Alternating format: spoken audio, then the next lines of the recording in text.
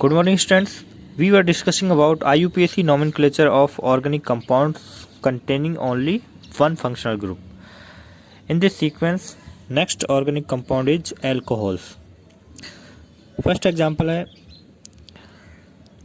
इसमें सबसे पहले ये ध्यान में रखना है कि ऑर्गेनिक कंपाउंड में जो फंक्शनल ग्रुप है उसके पास कार्बन प्रेजेंट है या नहीं। कार्बन नहीं है तो फिर नंबरिंग उस साइड से करेंगे जिस साइड से फंक्शनल ग्रुप क्लोज होता है।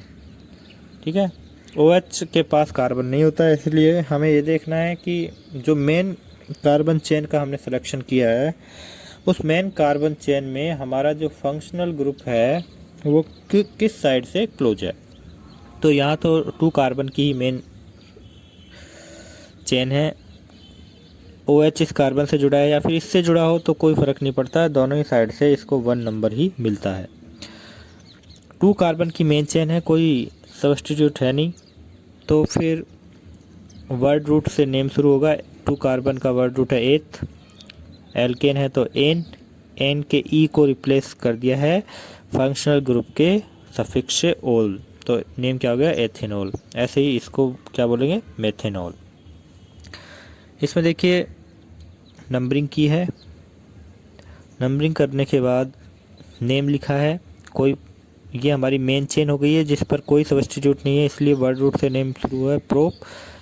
ANE को रिप्लेस कर दिया है क्योंकि हमारा जो फंक्शनल ग्रुप का सफिक्स है वो ऑल यानी कि ओ से स्टार्ट है, लेकिन यहाँ ऑल से पहले उसका नंबर दिया गया है। यहाँ नहीं दिया गया क्योंकि ज़रूरत ही नहीं थी, इधर से भी 1 ही होता है, यहाँ की बजाय यहाँ होता तो भी 1 ही होता, इसलिए नंबर देने की ज़रूरत नहीं होती। लेकिन ये OH अगर इस कार्बन पे होता तो फिर ये ऑल क्या होता 1 नंबर पे होता। तो इसीलिए जब फिक्स नहीं होता कि ऑल का नंबर क्या होगा तब उसको नंबर देना ज़रूरी है उस कार्बन चेन के अकॉर्डिंग, तो इसलिए इसको 2 ऑल बोला है यहाँ पे। यहाँ देखिए अब बाकी जितने भी लॉन्ग कार्बन चेन होगी सब में ऑल को नंबर दिया जाए। लॉन्ग कार्बन चेन का सिलेक्शन किया, 5 कार्बन की है, 3rd कार्बन पे एक सब्स्टिट्यूट है, उसका नेम लिखा 3 methyl pent en 1 ol. Numbering इस साइड से करिए क्योंकि इसी साइड से जो हमारा फंक्शनल ग्रुप है उसको 1 नंबर मिल रहा है। नेक्स्ट है IUPAC nomenclature of amines. Amine का सफिक्स भी एमीन ही होता है, लेकिन सबसे पहले हम ये देखते हैं कि एमीन कितने टाइप के होते हैं। एमीन 3 टाइप के होते हैं, 1 degree, 2 degree and 3 degree. Primary amine, secondary amine and tertiary amine. तो प्राइमरी एमीन क्या होंगी, इनका कॉमन फार्मूला होता है RNH2, यानी कि प्राइमरी एमीन में जो फंक्शनल ग्रुप है वो NH2 होता है, सेकेंडरी एमीन में फंक्शनल ग्रुप NH होता है और टर्सरी एमीन में फंक्शनल ग्रुप ओनली N होता है। तो इनको पहचानना बहुत ही आसान है। नाइट्रोजन के साथ जब 2 हाइड्रोजन और एक एल्किल ग्रुप जुड़ा है तो प्राइमरी एमीन होगा। नाइट्रोजन के साथ 1 हाइड्रोजन और 2 एल्किल ग्रुप जुड़े हैं तो वो सेकेंडरी एमीन होगा। नाइट्रोजन के साथ तीनों ही एल्किल ग्रुप जुड़े हैं तो वो टर्सरी एमीन होगा। प्राइमरी एमीन का नोमेनक्लेचर कैसे करते हैं, क्योंकि NH2 प्राइमरी एमीन के पास कोई कार्बन तो है नहीं, तो नंबरिंग इससे तो शुरू नहीं होगी, लेकिन ये जिस साइड से क्लोज होगा उस साइड से नंबरिंग हम करेंगे। तो पहले लॉन्ग कार्बन चेन का सिलेक्शन किया, एक ही है, इस साइड से हम नंबरिंग करिए तो ये 2 नंबर पे आ रहा है, इस साइड से कर रहे हैं तो भी 2 नंबर पे आ रहा है, तो किधर से भी नंबरिंग कर सकते हैं। नंबरिंग करने के बाद IUPAC नेम। तो देखिए ये कार्बन चेन है, इसमें ये तो फंक्शनल ग्रुप हो गया लेकिन कोई सब्स्टिट्यूट है नहीं, इसलिए वर्ड रूट से नेम शुरू हुआ प्रोपेन। प्रोप एन का ई हमने रिप्लेस कर दिया है एमीन से, क्योंकि ये एमीन का जो नेम है वो ए से स्टार्ट है, इसलिए इसका ई यहाँ से रिमूव हो जाएगा। एमीन का नंबर लिख दिया 2 एमीन, तो एमीन का नंबर लिखना ज़रूरी है। इसका IUPAC नेम आप खुद करके बताओगे, इसीलिए ये ब्लैंक छोड़ा मैंने। अब बात करते हैं सेकेंडरी एमीन। देखिए सेकेंडरी एमीन इससे जैसे कि हमने अभी बात करी थी कि दो एल्किल ग्रुप जुड़े होते हैं, तो जो छोटा एल्किल ग्रुप होता है उसे तो हम एमीन का सब्स्टिट्यूट मान लेते हैं, और जो बड़ा एल्किल ग्रुप होता है उसको हम मेन कार्बन चेन मानते हैं। ठीक है, मेन एल्किल ग्रुप मानते हैं, जिसमें हम मेन कार्बन चेन का सिलेक्शन करके जैसे प्राइमरी एमीन का नोमेनक्लेचर करते हैं वैसे किया जाता है। एग्जाम्पल से समझते हैं। तो ये NH दिख रहा है हमें कि नाइट्रोजन के साथ एक हाइड्रोजन है और दो एल्किल ग्रुप जुड़े हैं, यानी कि ये सेकेंडरी एमीन है। सेकेंडरी एमीन का नेम करते टाइम हम सबसे पहले एमीन का जो एल्किल ग्रुप है उसका नेम लिखते हैं N, कैपिटल N लगाकर। ठीक है, तो सबसे पहले जब IUPAC नेम करते हैं तो यही काम करना है हमें। जब सेकेंडरी एमीन का IUPAC नेम करना है तो नाइट्रोजन के साथ जुड़े हुए स्मॉल यानी कि छोटे एल्किल ग्रुप का नेम N लगाकर सबसे पहले लिख दो। कैपिटल N लिखा, स्मॉल ये है मेथिल है तो इसका नेम लिखा। अब आगे का जो नोमेनक्लेचर होगा वो प्राइमरी एमीन का जैसे करते हैं वैसे ही होगा। इसको CH3 की बजाय हम अब H मान लेते हैं तो नेम लिखना थोड़ा इजी हो जाएगा।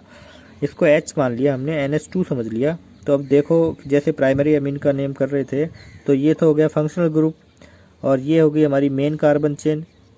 तो ये जो फंक्शनल ग्रुप है इस साइड से 2 कार्बन पे आ रहा है और इस साइड से 3 कार्बन पे आ रहा है, इसीलिए नंबरिंग इस साइड से करी 1 2 3 4। थर्ड कार्बन पे एक और सब्स्टिट्यूट है, मेथिल सब्स्टिट्यूट है। तो अब मेन कार्बन चेन के सब्स्टिट्यूट का नेम लिखेंगे, उसका नंबर उसका नेम। ठीक है, ये मेथिल है एमीन का जिसको सबसे पहले लिखेंगे ही कैपिटल N लगाकर, इसीलिए थोड़ा डिफरेंट दिखाने के लिए कैपिटल N लगाया जाता है। और जो मेन कार्बन चेन है उसका एल्किल ग्रुप यानी कि मेथिल का नेम लिखा, फिर मेन कार्बन चेन का नेम ब्यूटेन और फिर फंक्शनल ग्रुप का नंबर और उसका सफिक्स। जब दोनों ही एल्किल ग्रुप सेम हो, सेकेंडरी एमीन में नाइट्रोजन से जुड़े हुए दोनों एल्किल ग्रुप सेम होते हैं तो फिर कोई दिक्कत नहीं है। जो हम नाइट्रोजन का सब्स्टिट्यूट मानते हैं वो किसी को भी मान सकते हैं। एक को सब्स्टिट्यूट मान लो और दूसरी को मेन कार्बन चेन बना लो। तो इसीलिए एक हो गया N एथिल और दूसरा हो गया एथेन 1 एमीन। ठीक है, या एथेन एमीन भी लिख सकते हैं क्योंकि यहाँ 1 ही रहेगा, एमीन चेंज नहीं होता। टर्सरी एमीन में 3 एल्किल ग्रुप होते हैं तो इसमें भी ऐसे ही करना है। जो दो स्मॉल एल्किल ग्रुप हैं वो तो एमीन के सब्स्टिट्यूट हो जाएंगे जिनको कैपिटल N लगाकर सबसे पहले लिख देंगे IUPAC नेम में, और जो लॉन्ग या बड़ा एल्किल ग्रुप होगा उससे मेन कार्बन चेन का फॉर्मेशन करेंगे। तो यहाँ देखिए एक है ये एक कार्बन का एल्किल नाइट्रोजन से अटैच है, दूसरा ये 2 कार्बन का एल्किल ग्रुप और तीसरा ये 3 कार्बन का एल्किल ग्रुप। 3 कार्बन का एल्किल ग्रुप को मेन चेन बनाएंगे और बाकी के 2 इस नाइट्रोजन के एल्किल ग्रुप हैं।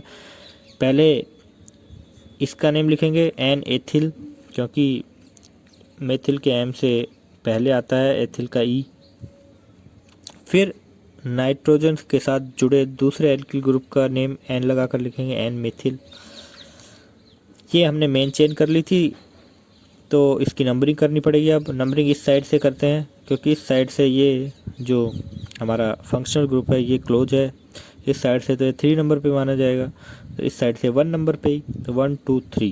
ठीक है, तो 3 कार्बन की मेन चेन का नेम हो गया प्रोपेन और हमारे फंक्शनल ग्रुप का नंबर फिर उसका नेम।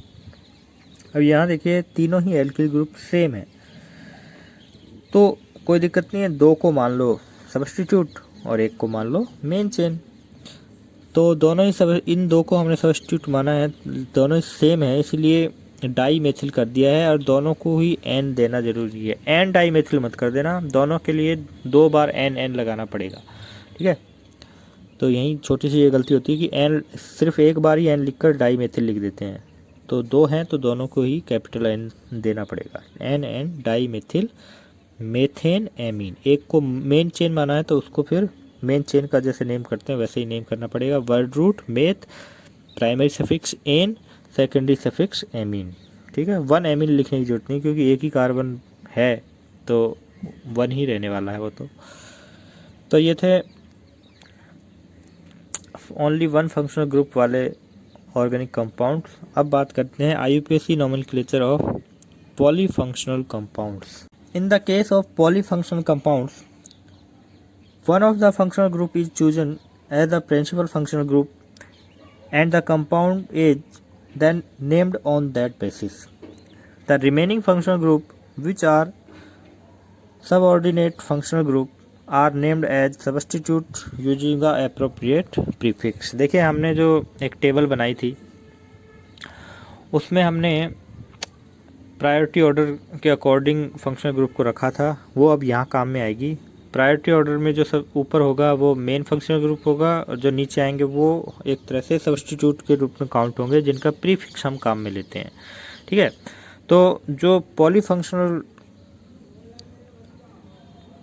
जो कंपाउंड होंगे तो उनमें पहले मेन फंक्शनल ग्रुप हमें सेलेक्ट करना होगा, उसका तो हम प्रीफिक्स सफिक्स काम में लेंगे और जो बाकी बच गए जितने भी आते हैं उसके बाद में उन सबको हम सब्स्टिट्यूट काउंट करेंगे और उनका प्रीफिक्स हम देख चुके हैं उस टेबल में क्या क्या होते हैं, सबके हमने प्रीफिक्स और सफिक्स लिखे हैं। तो प्रीफिक्स अब यहाँ काम में आते हैं जब वो मेन नहीं रहते। एग्जाम्पल से हम समझते हैं, जैसे ये एग्जाम्पल है तो यहाँ देखिए सबसे पहले हमारा काम है कि फंक्शनल ग्रुप हमें सेलेक्ट करने हैं कौन कौन से हैं। एक तो COOH और एक है CN। COOH main functional group है तो CN क्या हो गया, सब्स्टिट्यूट हो गया। तो इसका क्या काम में लेंगे, प्रीफिक्स जो क्या होता है साइनो होता है, और इसका क्या लेंगे, सफिक्स जो कि ओइक एसिड होता है। तो देखिए हमने सबसे पहला हमारा काम था कि सेलेक्ट करना फंक्शनल ग्रुप, उसके बाद नंबरिंग मेन फंक्शनल ग्रुप के कार्बन से स्टार्ट करेंगे 1 2 3। इस कार्बन को 4 नहीं देंगे क्योंकि ये एज ए सब्स्टिट्यूट हमने काउंट कर रखा है। तो इसका नेम क्या होगा, 3 साइनोप्रोपेनोइक एसिड। तो साइनो यानी कि CN का नंबर 3 क्यों है, क्योंकि ये 3rd कार्बन से अटैच है और साइनो इसका प्रीफिक्स है। फिर मेन जो चेन है वो 3 कार्बन की, इसलिए प्रोप। एन इसका primary suffix, oic acid secondary suffix, क्योंकि फंक्शनल ग्रुप क्या है, COOH। ऐसे इसमें देखिए OH हमारा क्या हो गया, मेन फंक्शनल ग्रुप है। NH2 क्या हो गया, सेकेंडरी फंक्शनल ग्रुप यानी कि सब्स्टिट्यूट काउंट होगा। इसका जो प्रीफिक्स है वो क्या है, एमिनो। तो नंबरिंग जब हम करेंगे तो इस साइड से करेंगे। 4 नंबर पे आया एमिनो, 4 एमिनो। 5 कार्बन की मेन चेन है पेंटेन। 2nd कार्बन पे हमारा मेन फंक्शनल ग्रुप है जिसका सफिक्स हम लिखेंगे उसके नंबर के साथ। यहाँ देखिए हमारा मेन फंक्शनल ग्रुप है CO और OH क्या हो गया, सेकेंडरी फंक्शनल ग्रुप यानी कि इसका सब्स्टिट्यूट इसको काउंट करेंगे और इसका प्रीफिक्स काम में लेंगे। तो इसकी नंबरिंग करते हैं पहले 1 2 3 4। 3rd कार्बन पे एक OH है और एक CH3, 2 फंक्शनल सब्स्टिट्यूट हैं। तो पहले हाइड्रोक्सी इसका प्रीफिक्स, फिर 3 मेथिल क्योंकि 3rd कार्बन पे 2nd सब्स्टिट्यूट है मेथिल। 4 कार्बन की मेन चेन है ब्यूटेन। 2 ऑन जो मेन फंक्शनल ग्रुप है उसका सफिक्स हम लिखते हैं। यहाँ देखिए एक है फंक्शनल ग्रुप CHO और दूसरा है CO। CHO जो हमारी प्रेफरेंस टेबल है उसके अकॉर्डिंग पहले आता है CO से, यानी कि ये मेन फंक्शनल ग्रुप है और ये सेकेंडरी है। तो सेकेंडरी है तो इसका प्रीफिक्स काम में लेंगे। इसका प्रीफिक्स क्या होता है, ऑक्सो होता है। लेकिन एक बात यहाँ ध्यान में रखने वाली बात है कि इसके कार्बन को नंबर मिलता है, क्योंकि ये कार्बन चेन के बीच में पड़ता है इसलिए इसको नंबर दिया जाता है, ध्यान रखना है। ये सब्स्टिट्यूट होते हुए भी इसके कार्बन को नंबर मिलेगा। तो जो इसके कार्बन को नंबर मिलेगा वही इसका नंबर काउंट होगा। 3 ऑक्सो ब्यूटेन एल, ठीक है। दूसरी बात है कि CHO के लिए ये दो एग्जाम्पल देखेंगे। CHO को हमने जब लिखा था टेबल में तो उसके दो प्रीफिक्स लिखे थे, फॉर्मिल एंड ऑक्सो। तो कब फॉर्मिल का यूज होता है, कब ऑक्सो का, इन टू एग्जाम्पल से हमें क्लियर हो जाएगा। जब CHO के कार्बन को नंबर मिलता है एज ए सब्स्टिट्यूट, जब ये मेन फंक्शनल ग्रुप नहीं होते, एज ए सब्स्टिट्यूट होते हैं, और फिर भी इनके कार्बन को नंबर मिल जाता है, तब तो इसका प्रीफिक्स होगा ऑक्सो, और जब इसके कार्बन को नंबर नहीं मिलता है तब इसका प्रीफिक्स होगा फॉर्मिल। ध्यान रखना कि जब CHO के कार्बन को नंबर मिल जाता है तो इसका प्रीफिक्स होगा ऑक्सो, और वही नंबर इसका भी नंबर माना जाता है। और ऐसा करते इसलिए हैं कि जब हम इसको नंबर देते हैं तो एक सब्स्टिट्यूट ये हो जाता है, एक ये हो जाता है, लेकिन आगे हम इसको 4 दे देते हैं तो फिर ये तो मेन चेन में काउंट हो गया, सिर्फ एक ही सब्स्टिट्यूट बचता है। तो हमारा काम ये होता है कि जब लॉन्ग कार्बन चेन का सिलेक्शन करें तो ज़्यादा से ज़्यादा सब्स्टिट्यूट हमारे लॉन्ग कार्बन चेन में रहें। तो इसको नंबर देने से दो फायदे हो गए कि ये तो है ही सब्स्टिट्यूट, लेकिन ये भी बन गया एक। तो देखिए नेम क्या हुआ, 4 ऑक्सो 3 मेथिल, या फिर 3 मेथिल 4 ऑक्सो कर सकते हैं, ABCD जो होती है हमारी उसके अकॉर्डिंग।